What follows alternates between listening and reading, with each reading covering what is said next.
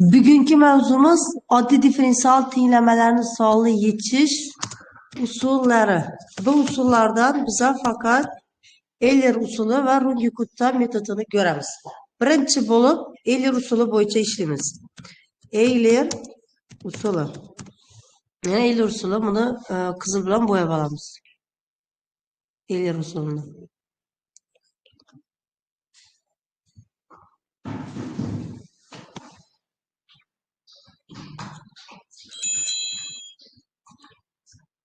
Ana Euler usuli. Euler usulini ishlash uchun kompyuter chap tarafida yana formula bor. Shu formuladan foydalangan holda bu yerdagi misolni ishlaymiz. Birinchi bo'lib bizlara nima kerak bo'ladi ekan? N qiymati kerak, B ni qiymati kerak, N ni qiymati kerak, H ni qiymati kerak. Degani bizlara x tegishli 1,7 bilan 2,7 araliq bor-ku. Shuni birinchi turgani bo'ladi. 1,7. Keyingi qiymati 2,7 B bo'ladi. N deganim N ni qiymati H 0,1 qadam bilan davom etadi. H teng 0,1. H ni 0,1 lekin misolda berilgan. N degani B minus ni olib bo'lamiz H. 10 chiqdi. Demak, n ni qiymati 10 ekan. N ni qiymati 10 bo'lsa, iteratsiyani pastdan yozaman. Iteratsiya nechadan boshlaydi? 0 dan to 10gacha yozadi. 0 bilan 1 ni belgilab olib, plus qismidan 10gacha qarab tortamiz. Mana 10gacha yozdim. Endi shu yerda x ni qiymati. X degani agar i 0 bo'lganda x 0. X 0 degan menda ga teng 1,7. x1 deganim x0 plus h. Shu yerga yozib qo'yaman. x1 deng x0 plus h. Shu formuladan foydalanib x larni qiymatini topib olamiz. x1 deng shunda x0 plus h bo'ladi. Bizlarda x lar o'zgarmaydi. X lar o'zgaruvchan bo'ladi. H ni qiymati o'zgarmas bo'ladi. Shuning uchun h dollar belgisini qo'yib yozamiz. Dollar belgisini qo'ydik. Endi x1 dan ushlab x10gacha tortamiz. Hammasini qiymatini o'zi chiqardi. Har bir x mos y ni yechimlari keladi. Y ni topish uchun yana bizlarda berilgan misoldagi funksiyamiz x plus sinus y taqsim pi. Shundan foydalanamiz. Bu yerdagi 1,7 dagi x 0 bo'ladi. 5,3 degan y 0 bo'ladi. Ikkisidan boshlang'ich qiymat berilgan. Y1 ni topish uchun yana bu funksiyamizga qo'yamiz. X plus x o'rniga x0 ni qo'yamiz. Plus sinus qaus ochamiz. Y o'rniga y0 ni qo'yamiz. Drop pi degan 3,14. Pi da yozsakam bo'ladi, 3,14 da yozsakam bo'ladi. Farqi yo'q. Enter belgisini bosamiz. Yana qiymat chiqadi. Shu qiymatlarni 10gacha tortamiz. Mana har bir x mos y ni yechimi chiqdi-ku. Shu yechimlar hammasi Euler usuli deyiladi. Shu yerda topgan har bir yechimimiz Euler usuli hisoblanadi. Y1, Y2, Y3. Endi bizlara berilgan shu misolni Runge-Kutta metodi bo'yicha ishlaymiz.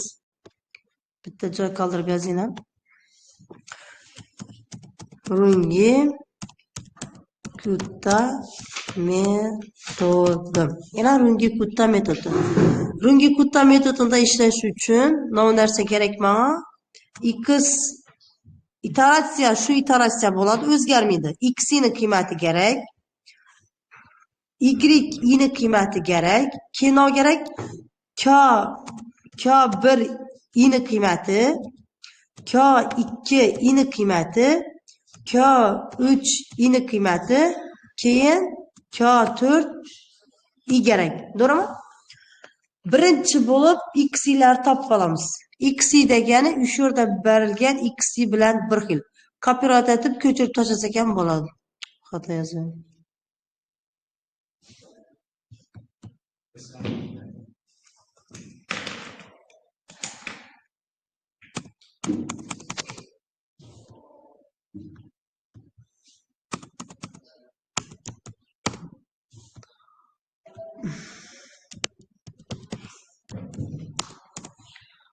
tekshirib qoldim. 0 bo'ldi emas. Bu yerda xato yozgandan keyin 0 bo'ladi.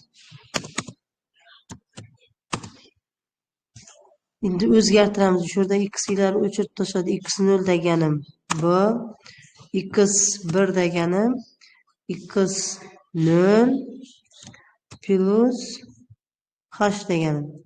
H o'zgarmas. To'liq belgisini qo'yib yozamiz. Qo'ydik.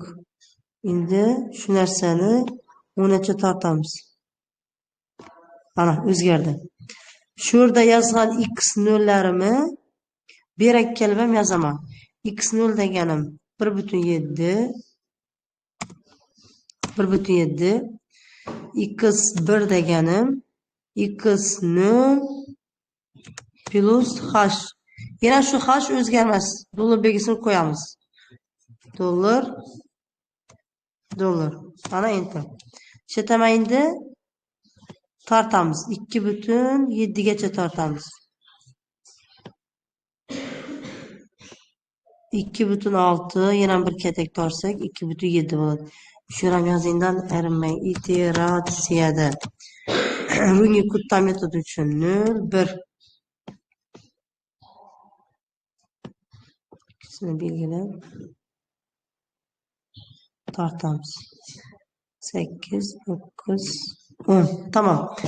Endi y yana bu yerda rungi kutta metodini formulasini ko'rib turgan bo'lsangizlar, y ni topmasdan oldin k-lar kerak bizlara. y ni birinchi qiymati i teng 0 bo'lganda y1 dan y0 plus h taqsim 6, k1 0, k2 0, k3 0, k4 0. Shu narsalar kerak. Bu yerdagi misolda boshlang'ich qiymat o'zidan berilgan. x0 1,7, y0 degan 5,3. Hammasi uchun i teng 0 holatidagini hisoblab olamiz. K1i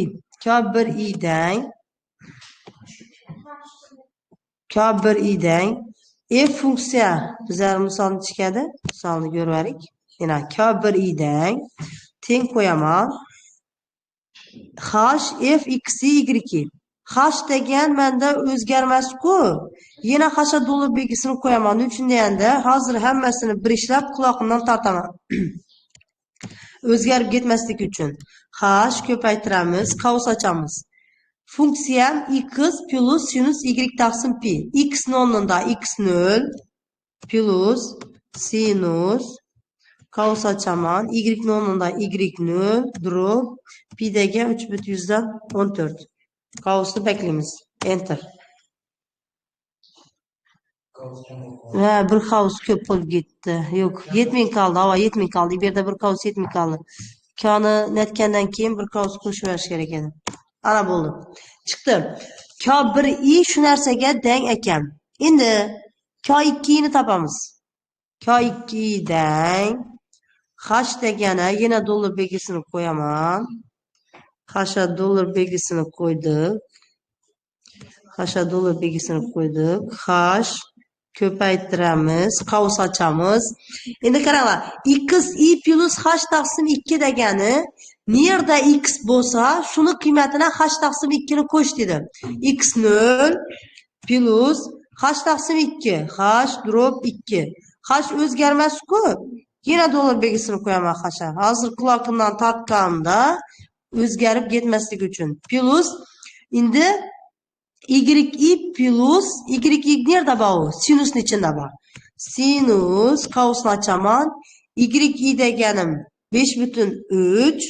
Shunga qo'shamiz navni k1i taqsim 2. K1i drop 2. Keyin bunam bo'lamiz 3,14 ta. Qavs yozib qo'yamiz. Sinus uchun qavs yozdik. İkinci qavsimiz sinus uchun edi. Ana bo'ldi. Yana bir qavs yozish kerak. Общий boshida ochgan qavslarimiz. Ana endi to'g'ri bo'ldi. Ana natija chiqdi. K2i ni qiymati. Teng belgisini qo'yib, K3i ni qiymatini yozamiz. K3i dang h ko'paytiramiz. Yana h. H yana dollar belgisini qo'yamiz. Dollar h ko'paytiramiz, qavs ochamiz. X plus yana x plus h taqsim 2. To'g'rimi? K 2 dan. H drop 2. H'a yana dollar belgisini qo'yamiz. Mana aka. Qavsni keyin plus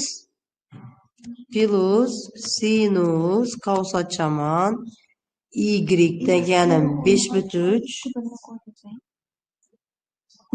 Nasini qo'yib turibman? Y qatnashgan qismini k ni qiymatini qo'yib turibman. X qatnashgan qismini h taqsim 2. Tushundingmi? Y plus k2 taqsim 2 qavs beklayman. Shuni ham bo'lamiz. Navga bu yerda sinus uchun qavsni bekladim. Yana bu uchun ham bir qavs kerak. Qavs ochaman. Bo'laman shuni navga piga 3/14 ta. Qavsni bekladik. Keyin yana bir qavs bekladik. Natija. K3 1 shu narsa. Shu narsani tortsak K4 1ni hisoblaymi ekan? Hozir ko'ramiz, qaranglar. Qani giramiz hozir. K4 1da qaranglar. H ni o'zi bo'ladi, Y ni o'zi bo'ladi ekan, a? X degan shu narsani olib turibdi. Ana H qatnashgan qismini o'chirdim. Endi plus H ni o'zi yana, H ni o'zi o'rtada yana plus bor. H'a dollar belgisini qo'yamiz. Dollar belgisini qo'ydik. Sinus y plus k taqsim 2 degan qismi yo'q ekan. Yana shu yerda drop 2 deganni o'zgartiramiz. K hech yer o'zgarmaydi. Ana bas. Ko'rdikmi? Endi y1 ni topamiz. Y1 dan nima bo'ladi? H yana y plus h taqsim 6. H drop 6. H dollarda bor, o'zgarmas bo'lgani uchun dollar bilan yozamiz. Dollar ko'paytiramiz, qavs ochamiz. Endi nima bo'ladi? K1 i plus 2 ko'paytiramiz. K2 i 8 yozib ketdi. 2 ko'paytiramiz. K2i. To'g'rimi? Plus 2 ko'paytiramiz. K3i. Plus K4 ni o'zi. To'g'rimi? Qavsni beklasam, shu yerda bundan oldin ham qavs qo'yaman. Bundan oldin ham qavs qo'yaman. Mana. Bo'ldimi?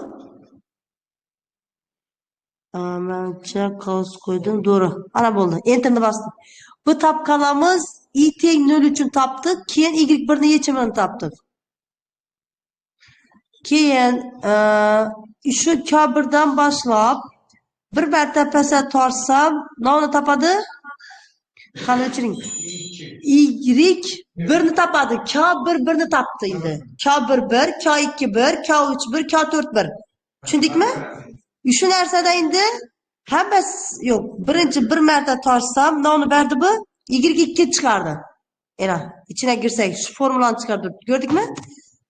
Yana bir marta tortamandan yana bir marta kiritdim. Hammasini bir tortaman endi. Y dan boshlab hammasini bir tortaman. Tanchagacha 10gacha. Ana bo'ldi.